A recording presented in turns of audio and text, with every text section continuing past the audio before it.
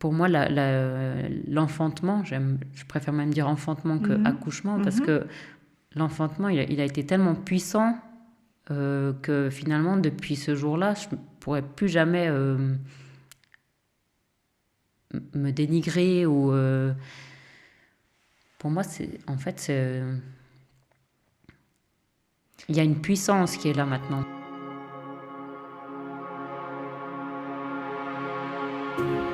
Bonjour, je suis Jannick Bizel-Ménétré, médiatrice familiale diplômée. Je suis passionnée par le lien relationnel. Je vous propose aujourd'hui Parentalité au présent, un recueil d'histoires plurielles pour une étape de vie singulière.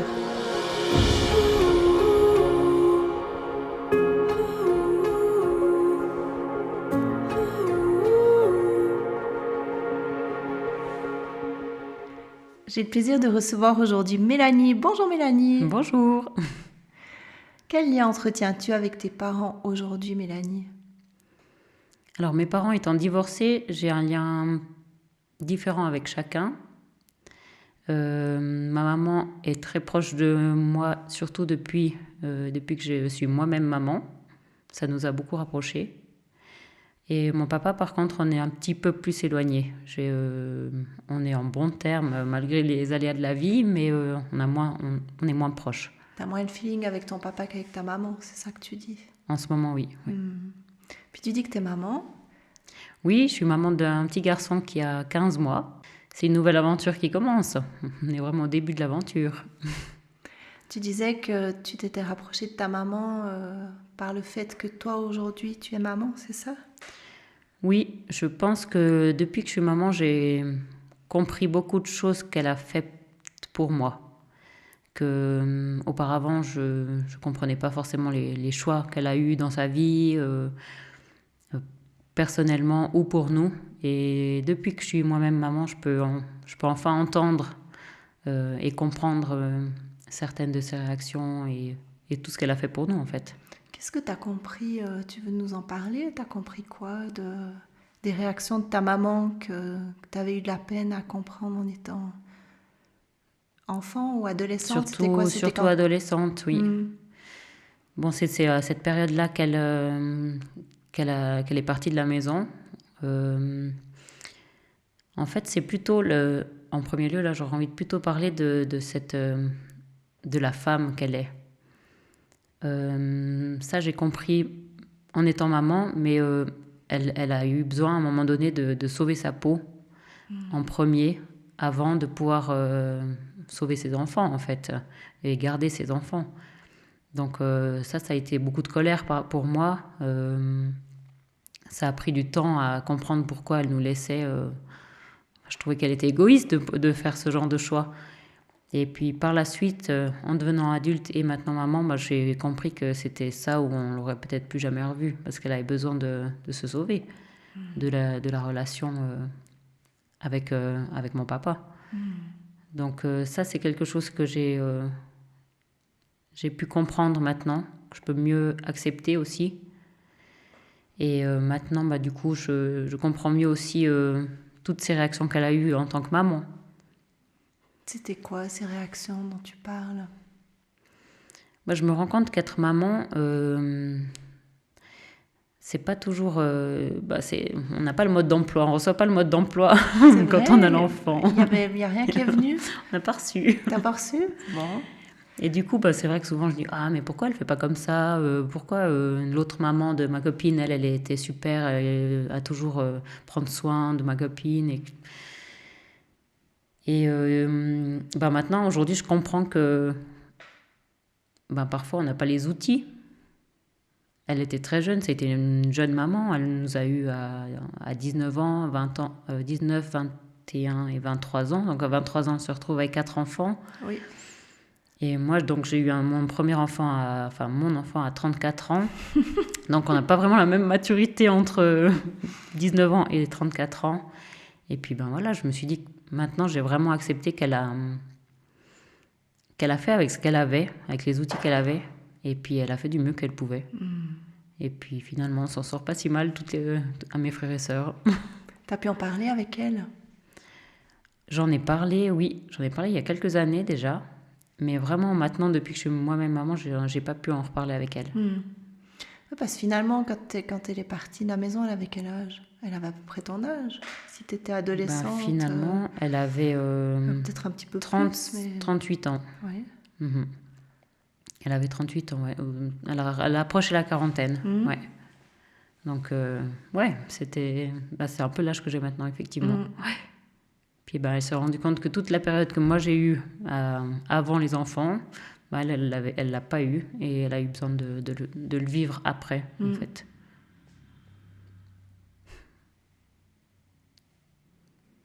Ça t'a donné quoi comme force,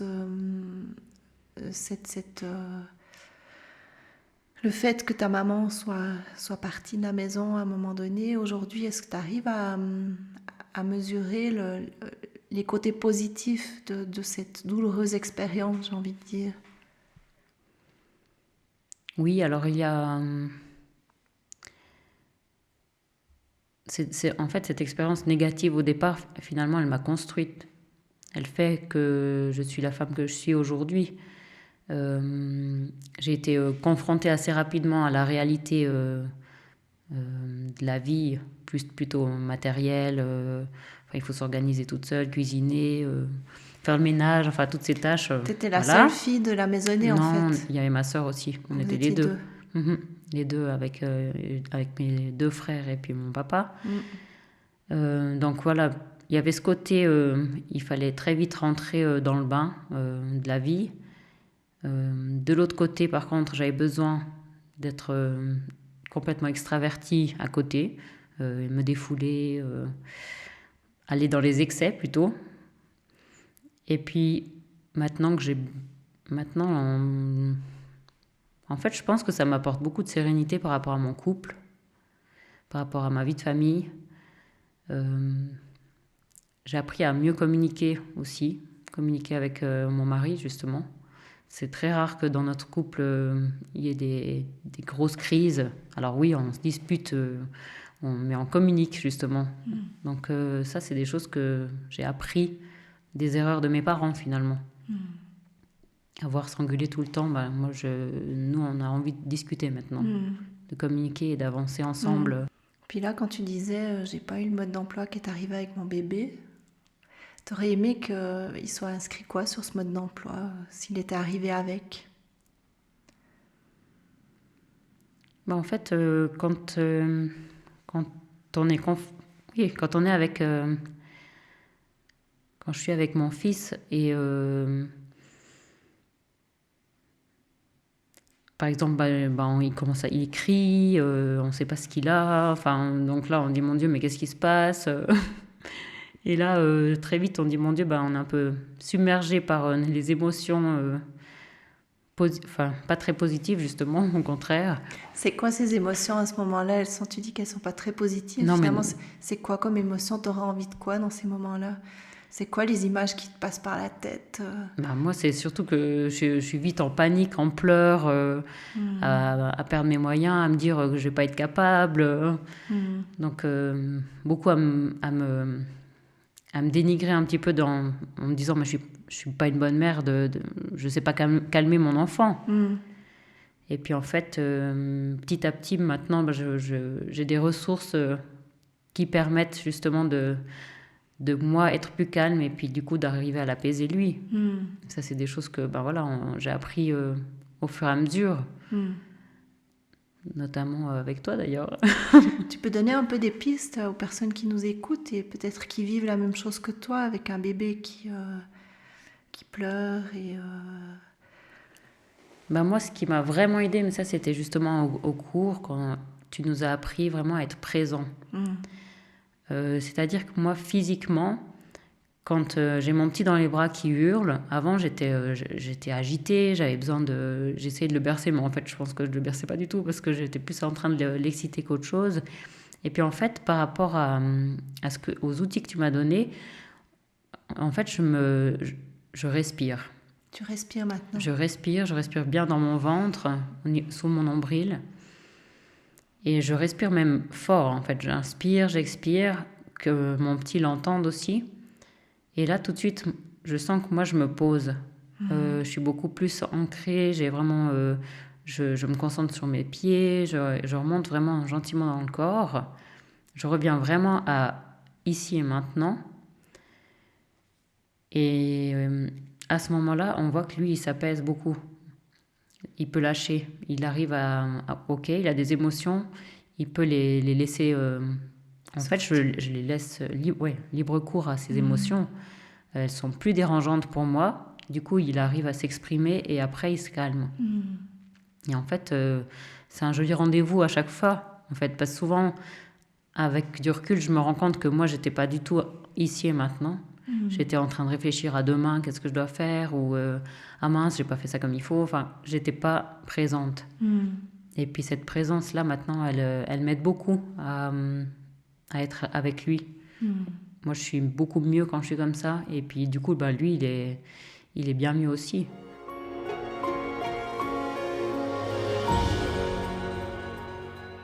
Si ce n'est pas encore le cas et que le cœur vous en dit, soutenez Parentalité au présent en devenant un abonné contributeur. Ainsi, vous recevrez un nouvel épisode toutes les semaines et accéderez à l'espace de discussion où nous échangeons autour des divers thèmes abordés avec mes invités. Rendez-vous sur parentalitéauprésent.com pour en savoir plus.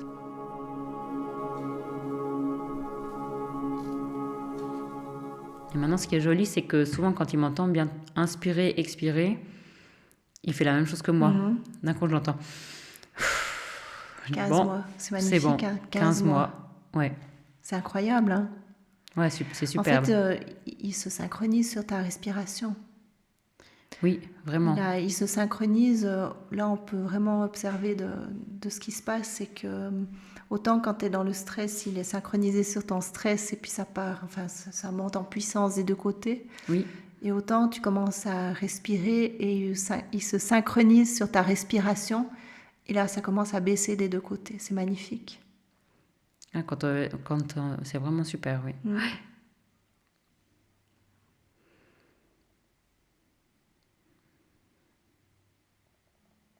Et puis, je suppose aussi qu'à 15 mois, c'est plus facile aussi pour communiquer maintenant. Il y a toute une part où il communique quand même déjà beaucoup plus, de manière... il a toujours communiqué, je suppose, mais là, pour toi, ça devient plus évident ou... C'est comment l'évolution? Oui, c'est plus évident. Je ne sais pas si je peux dire en fait que c'est plus évident parce que j'ai l'impression qu'on a depuis tout petit, il est très clair dans ce qu'il veut. Ouais. Donc il a toujours su nous faire comprendre d'une manière ou d'une autre. J'ai pas l'impression que oui, alors physiquement c'est plus évident parce qu'il nous montre les choses, où il fait des petits bruits avec sa bouche, des petits sons, il commence à dire non avec la tête. Alors oui, physiquement oui, mais je trouve que dans l'être qu'il est, c'est la même chose. Il a toujours été clair, en fait. Oui. En fait, tu avais déjà une belle communication avec lui quand il était dans ton ventre. Tu te rappelles? Oui, c'est vrai qu'on avait déjà cette connexion, déjà tout au début de la grossesse, avec la première petite frayeur. Au début, justement, on avait eu peur qu'ils partent en fait. Donc, et tout au long de la grossesse, il m'a bien montré, c'est bon. Je me rappellerai encore de l'échographie où il se cachait toujours. La seule chose qu'il nous a montré, c'est un pouce levé, l'air de dire c'est bon, tout va bien, laissez-moi tranquille. Et en fait, à chaque fois que j'avais un doute, que j'avais peur que la grossesse se passe mal, c'est vrai qu'il il nous a toujours envoyé des signaux de c'est bon, c'est ok, tout va bien. Tranquille, calme, confiance. Oui, vraiment. Ouais. C'est comment que tu captes en fait, quand tu as un bébé dans ton ventre, tu fais comment pour capter ces signaux-là? Ça revient on revient toujours avec la présence. En fait, à chaque fois que je m'emballais, que j'étais trop dans ma tête, à me poser trop de questions, j'avais aucune réponse. Je me faisais des scénarios incroyables. Et du moment que je me calmais, que vraiment je respirais, en fait, c'était plus clair. C'est comme une petite voix qui était là pour me dire c'est bon, tout va bien. C'est plus dans le ressenti. On arrête de cogiter et on va dans son ressenti. Et puis là, on sent tout de suite, bon, c'est bon, je suis plus en paix, là c'est bon, tout va bien.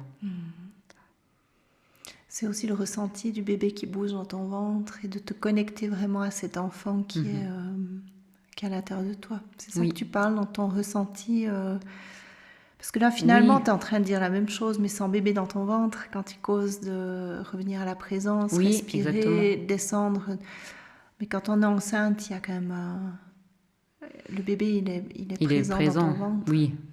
Alors, même au départ, on ne le sent pas tout de suite, on ne le sent pas vraiment bouger tout de suite, mais c'est comme si dans le ventre, on sent vraiment une force, une énergie, on sent qu'il y a une vibration. Et vraiment, c'est pas vide, il y a vraiment de la vie, en fait, dans ce ventre. D'ailleurs, quand on a eu peur de le perdre, c'était à 6 semaines ou 7 semaines, vraiment tout au début, je me souviens, mon conjoint était à côté de moi, il me voyait paniquer. Au bout d'un moment, j'ai vu que lui, il s'est calmé, et puis il m'a dit, c'est bon, tout est en ordre. Il a mis la main sur mon ventre, il dit, c'est bon. Et c'était clair, tout allait bien. Après, on a été physiquement faire une échographie, voir que tout allait bien. Mais il y avait vraiment quelque chose une énergie dans ce ventre difficile à exprimer finalement. Parce on sent vraiment, on se sent enveloppé, alors que c'est peut-être nous qu'on l'enveloppe plutôt, mais c'est plutôt... Oui, on sent qu'il y a de la vie, je ne peux pas dire autrement. Et là maintenant, si tu vas dans ton ventre, il y a de la vie ou il n'y a pas de vie? Alors maintenant, il y a cette vie-là, mais avant, j'avais de la peine à la trouver. De ce que tu es en train de dire, c'est que depuis que tu as eu ton bébé, tu as beaucoup plus facilement l'accès à la vie qui est en toi. Oui. Et qui est juste le reflet de Mélanie, c'est ça que tu dis? Exactement.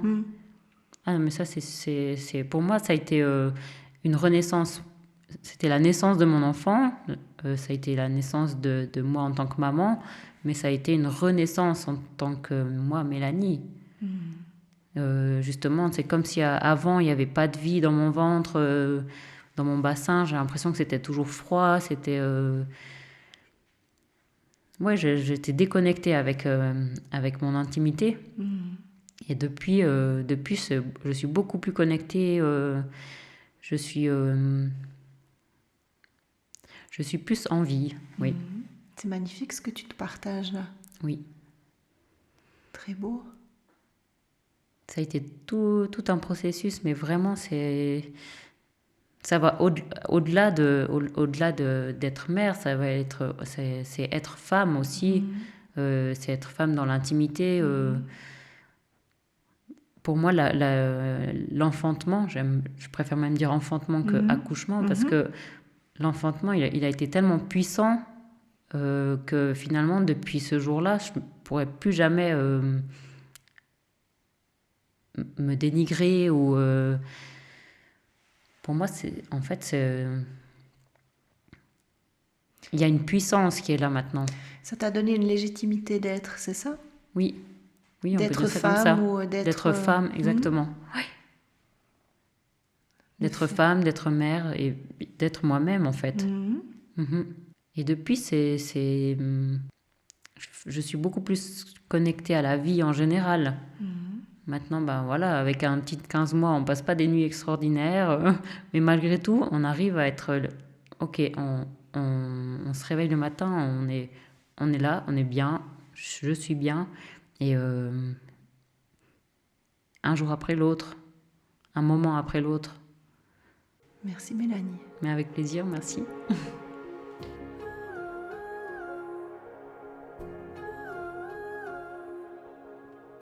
Parentalité au présent est un espace où la parole se libère et les cœurs s'ouvrent. Rendez-vous sur parentalitéauprésent.com et retrouvez-vous dans un des nombreux épisodes disponibles. Restez en lien en rejoignant les abonnés contributeurs et participez aux discussions mensuelles où nous échangeons autour des divers thèmes abordés avec mes invités. Merci pour votre écoute. Je me réjouis de vous retrouver la semaine prochaine.